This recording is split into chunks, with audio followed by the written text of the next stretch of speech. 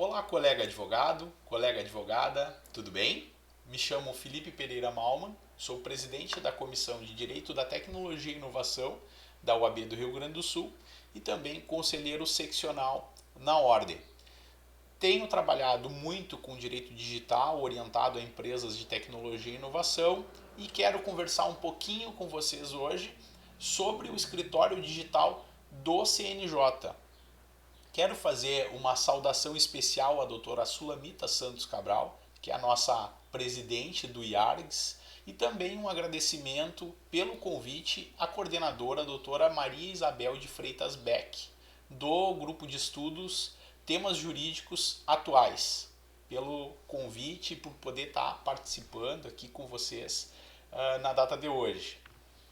Para que a gente comece a conversar um pouquinho sobre o escritório digital, é importante entender o trabalho que a Ordem desenvolve aqui na seccional do Rio Grande do Sul nesse tema. Então, para tratar do tema de tecnologia, inovação, processo eletrônico, nós temos aqui na UAB do Rio Grande do Sul a CDTI, que é a Comissão de Direito da Tecnologia e Inovação. E o que nós temos feito para que possamos auxiliar os colegas advogados? Tá? No Rio Grande do Sul, desde 2010, quando começou a implantação do EPROC aqui, nós temos capacitado toda a advocacia para o trabalho, para o melhor trabalho dentro dos sistemas de processo eletrônico. E de outra ponta, nós temos também gestionado, junto aos tribunais, melhorias que são demandas da advocacia. Então, sempre que eu tenho a oportunidade de falar para colegas em nome da CDTI, inclusive, eu digo que é importante a comunicação da advocacia com essa comissão, porque é essa comissão que leva essas demandas dos advogados para serem implementadas nos sistemas de processo eletrônico. Então, esse seria o primeiro recado que eu gostaria de passar aqui por este canal, né?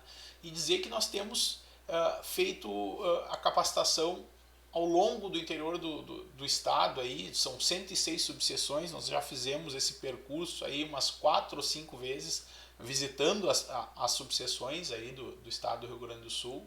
Foram mais de 40 mil colegas treinados, e isso tudo por quê? Isso tudo para que a gente consiga minimizar o impacto negativo do processo eletrônico e maximizar as potencialidades que essa tecnologia pode nos oferecer. E aí, dito isso, eu já entro no tema do escritório digital. Não é? O que é o escritório digital? Colega, aqui no Rio Grande do Sul nós temos em torno de 4 a 5 sistemas de processo eletrônico implantados. Então, se eu trabalho em 2 ou 3 áreas do direito, eu no mínimo vou ter que aprender a trabalhar com 3 sistemas de processo eletrônico. E se eu trabalho com algumas causas ali em Santa Catarina, eu já preciso aprender mais 1 ou 2 sistemas. No Paraná, mais um sistema. Então, a minha curva de aprendizado ela é muito difícil. Né? Para mim ter um novo cliente em um outro estado, eu vou ter que ter um investimento de tempo, de estudos muito grande. Inclusive, eu vou ter que aprender a como lidar com alguns defeitos dos sistemas de processo eletrônico. Né? Hoje nós sabemos que tem algumas falhas características de cada sistema que nós temos como passar por elas. Mas eu demanda o meu tempo aprendendo e estudando e trabalhando com aquele sistema. E o escritório digital do CNJ, em parceria com o Conselho Federal da OAB, o que é?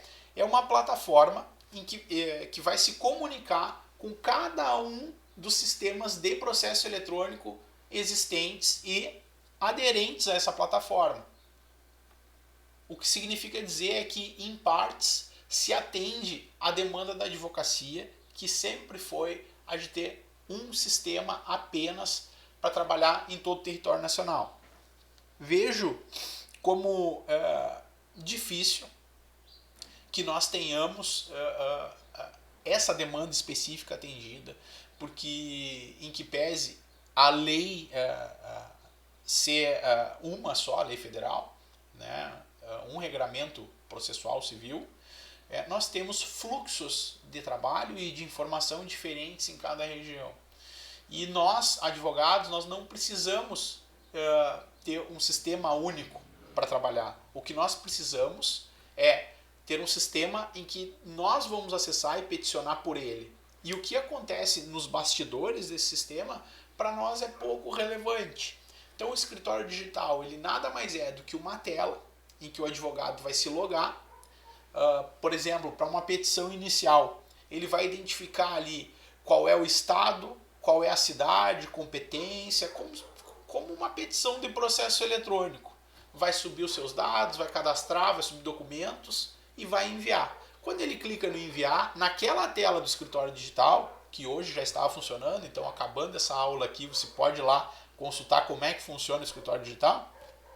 Fazendo envio através dessa tela, o sistema do escritório digital vai tratar de se logar da maneira com que tem que se logar lá no sistema do TJRS ou no sistema da Justiça do Trabalho, do TRT4. O sistema do CNJ, do escritório digital do CNJ com a OAB, ele vai tratar de formas diferentes como que ele tem que se logar por trás ali dos bastidores das APIs e vai enviar a minha ação para lá. E isso é fantástico para nós, porque nós não temos mais que aprender a mexer em cada um dos sistemas. O escritório digital, ele nos diz ali quais são os requisitos do tribunal de origem, a gente preenche os requisitos, sobe as peças de acordo com aqueles requisitos e a nossa vida no escritório, no dia a dia, ela fica muito mais fácil. Então, quais que são, não é, as principais vantagens do escritório digital para a advocacia? Primeiro lugar, sem sombra de dúvidas, menor curva de aprendizado. Né? Eu vou aprender a mexer num sistema só e quando antes da pandemia nós passávamos nas subseções treinando os colegas para trabalhar com o sistema de processo eletrônico, fizemos isso com o EPROC, com o portal do processo eletrônico, com o PJE, fizemos isso com todos os sistemas que havia demanda dos colegas nos treinamentos. E eu sempre digo, para que se aprenda a trabalhar com um sistema de processo eletrônico, o advogado precisa, em média, de uma semana. Uma semana mexendo todos os dias, 2 a 3 horas por dia, ao final da semana o colega já pode dar aula de processo eletrônico tranquilamente. Tá? Então, fiquem tranquilos quanto a isso. Então, o escritório digital ele não vai ser mais um sistema para aprender. Ele seria o único sistema para aprender. Né? E aí eu aprendo rapidamente, se vocês fizerem o cadastro ali no escritório digital, fizerem o acesso, vão ver que o layout dele é bem interessante, é bem clean, é bem bonito. Né? Além da vantagem da curva de aprendizado, que seria bem rápido o aprendizado e ainda assim seria apenas um sistema, eu teria menos riscos envolvidos no peticionamento diário do advogado. Se para cada sistema eu preciso entender requisitos mínimos que aquele sistema ou que aquele tribunal exige, no escritório digital do CNJ, eu teria toda essa informação centralizada. Então eu vou ter isso padronizado e vai ficar mais fácil para trabalhar. Tribunais não têm usado o diário oficial. Então, alguns tribunais aqui no Rio Grande do Sul, acredito que a maioria, eu estava conversando agora com outro presidente da Comissão de Tecnologia de outro estado, e ele disse que lá alguns publicam no Diário Oficial e outros não. Eu particularmente sou contra o tribunal não publicar a nota no diário, porque isso fica muito mais difícil para pequenos escritórios controlarem os seus prazos. Por quê? Se eu tenho ações em 5 sistemas de processo eletrônico diferentes, em que os tribunais não publicam a nota no Diário Oficial, para que eu saiba se um prazo está aberto ou não, eu tenho que frequentemente, durante a minha semana, entrar nesses sistemas de processo eletrônico para ver se não abriu um prazo ou se não está para abrir um prazo. Então, isso pode ser arriscado. Para um escritório um pouco maior, que tem um controller, que tem uma distribuição interna, ele pode facilmente resolver isso. Mas pequenos escritórios e advogados individuais têm um problema para resolver essa questão, e com o escritório digital plenamente implantado, não o teriam. No escritório digital eu teria uma visão muito mais ampla de todos os processos com prazo em aberto. Um exemplo muito legal que eu vejo que a tendência é que isso se concretize rápido é o EPROC do TRF. Já tive notícias da equipe de tecnologia e dos responsáveis pela sua gestão ali dentro, que todos os tribunais que tenham EPROC implantado serão interacessíveis. Então eu vou entrar no EPROC aqui da Justiça Federal e eu vou poder olhar os processos que eu tenho, os prazos que estão abrindo na Justiça Estadual, ou em outros estados que também tenham implantado e que eu tenha processo, obviamente, no EPROC. Esse é o conceito do escritório digital. É uma tela única, interoperável, interligada com os demais sistemas. Abrindo um parênteses nessa minha linha de raciocínio, como é que vai acontecer essa interoperabilidade? Essa interoperabilidade ela acontece através do MNI, que é o Modelo Nacional de Interoperabilidade. É o protocolo pelo qual os tribunais trocam informações, não só com o escritório digital. Ministério Público tem o seu próprio sistema interno, em que os seus colaboradores e os seus promotores peticionam através dele. O Ministério Público não entra no portal do processo eletrônico, não entra no mesmo portal que o advogado entra. A Defensoria também tem o seu próprio sistema, que se comunica via interoperabilidade com aquele tribunal. E o que quer a advocacia? Ter o seu próprio sistema. Só que nós não podemos deixar a cargo de cada escritório privado que desenvolva o seu sistema, porque o custo é inviável. Então nós precisamos do escritório digital. Um único lugar para peticionar, controlar prazos e fazer todo o trabalho do escritório. E aí entra o envio de petições e ajuizamento também. Então, como eu referi anteriormente, eu vou poder ajuizar ações, tudo pelo mesmo local. Eu vou poder protocolar petições, entro no escritório digital, identifico para que processo que vai, dou ok e o escritório digital protocola lá para mim no tribunal de origem. É tudo o que a gente precisa. Essas básicas características, essa é a razão de ser do escritório digital que eu acabei de passar para vocês. Isso tendo essas características, essas opções, o escritório digital ele já é fantástico. Mas tem um outro ponto, uma parte que eu julgo ainda mais importante da adoção do escritório digital. Nós teríamos uma questão de uniformização. E eu tenho um pouco de receio quando a gente fala essa palavra uniformização, né? Porque na lei do processo eletrônico, o CNJ ele interpreta de maneira equivocada, e até hoje a ideia é a implantação de um sistema único. E não é isso que prevê a legislação. A legislação prevê um sistema uma padronização.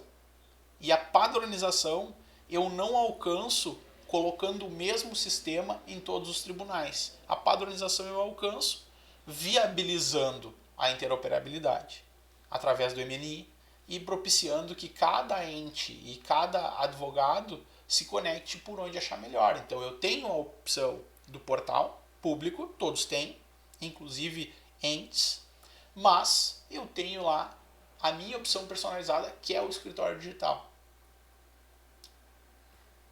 E isso é importante ter em mente quando a gente diz que quer um sistema único, porque a proposição do CNJ é a implantação do PJE,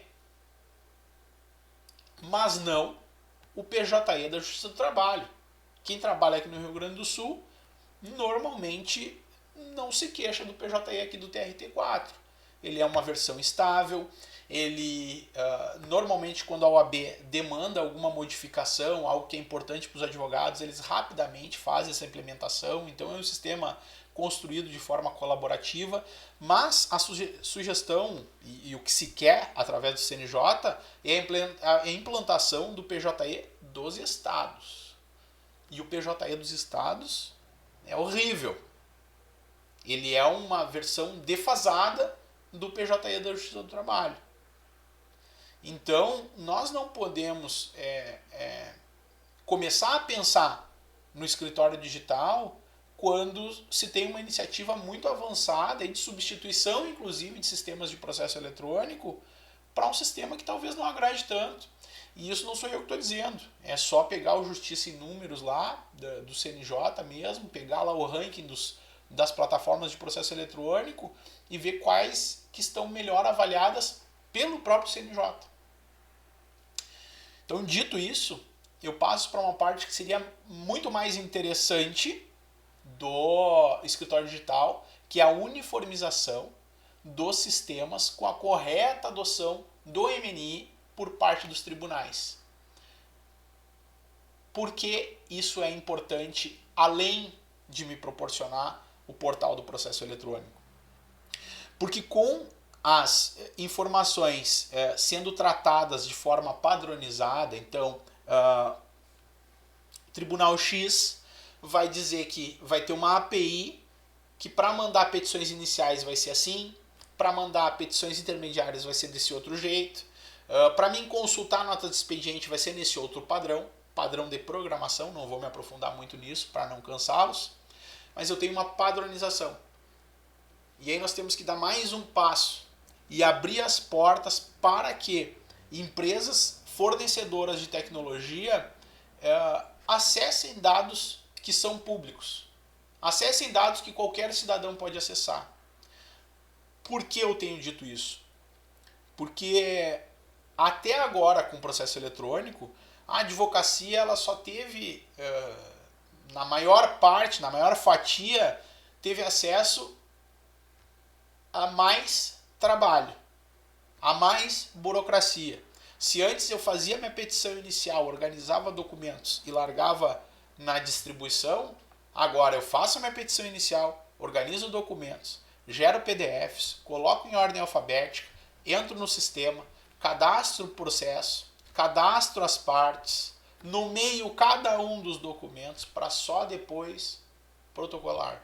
E ainda tem um bônus, né, que eu tenho que me bater com aquelas classes lá das tabelas do CNJ que são terríveis de encontrar e de identificar, de entender o que é necessário para cada demanda. Mas a advocacia é chegada a hora de a gente ter acesso às benesses da tecnologia.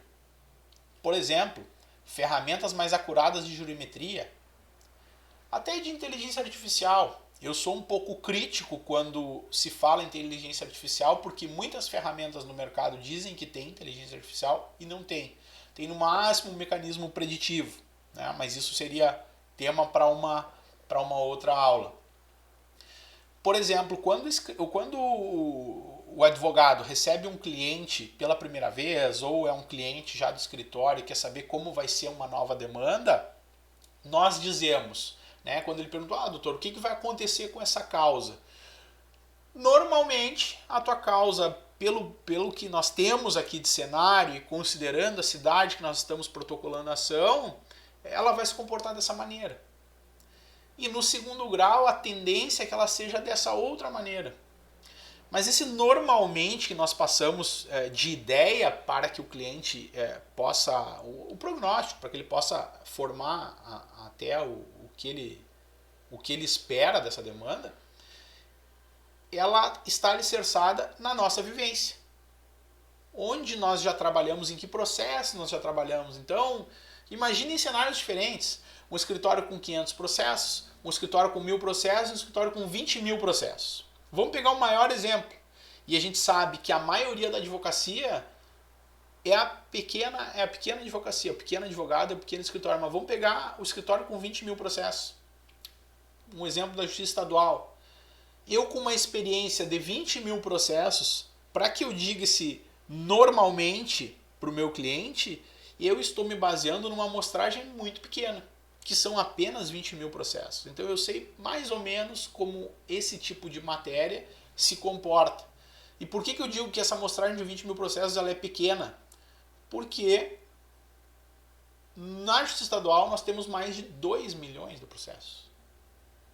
Então eu precisaria ter um acesso à massa de dados para daí então o programa que eu vou utilizar me retorne estatisticamente, olha, esse tipo de ação que tu desenhou aqui, que tu indicou ao sistema, tem 87% de chance de procedência ou de improcedência. No segundo grau costuma se comportar dessa maneira com 64% de acurácia. Então isso é só um exemplo. Nós temos muitos exemplos que podem servir de benesse à advocacia. E a implantação do escritório digital ela vai forçar com que os tribunais estejam aderentes ao MNI. E mais, não há restrição ao acesso pelo MNI. A lei não restringe, não diz que só o judiciário pode usar o MNI em interoperabilidade. O judiciário só pode se comunicar com a polícia, com o Ministério Público, com a Defensoria, com procuradorias. Qualquer cidadão pode acessar a informação via MNI. Seja parte, sejam advogados. Hoje ainda não está aberto para que um escritório queira desenvolver o seu próprio sistema e queira acessar essas informações via MNI. Ainda não tem essa possibilidade, pelo menos aqui no Rio Grande do Sul eu não conheço. Então, digo para vocês que precisamos ter acesso às benesses da tecnologia e do processo eletrônico. Uma vez, não, várias vezes, nos disseram que era impossível colocar o EPROC do TRF, que é um sistema unânime entre os advogados, aplaudido por todos, que era impossível colocar o EPROC na Justiça Estadual. E nós tornamos isso realidade. Hoje o EPROC é realidade em todo o cível, está sendo nesse momento implementado nas classes do direito penal e vai ser completamente implementado aqui no TJ do Rio Grande do Sul. Isso foi um esforço da Comissão de Direito da Tecnologia e Inovação, que trabalhou duramente, e um esforço do presidente Ricardo Breyer, presidente da OAB do Rio Grande do Sul, que topou e topou entregar uma ferramenta de qualidade para a advocacia gaúcha. Cada treinamento que nós chegávamos aí, desses 40 mil advogados que nós treinamos, cada treinamento que a gente ia falar de portal do processo eletrônico do TJRS, nos perguntavam, doutor, por que não EPROC? E nós, cada vez que recebíamos uma provocação dos advogados, levávamos ao TJ. Até que um dia nós precisamos realizar a tão conhecida audiência pública, que nós trouxemos para dentro da OAB o Tribunal de Justiça e mostramos as agruras com que os advogados estavam passando e tornamos realidade o EPROC no âmbito da Justiça Estadual. Então, eu digo para os colegas que acham que é difícil de implementar o escritório digital ou que acham que é impossível, não é. O escritório digital ele já existe. Vocês podem inclusive acessar logo que saírem daqui, mas ele precisa ainda ter continuidade no seu desenvolvimento e precisamos que os tribunais no país façam os convênios e se tornem aderentes ao MNI. Eu digo para vocês, colegas, é chegada a hora do escritório digital. Isso é importante para a advocacia.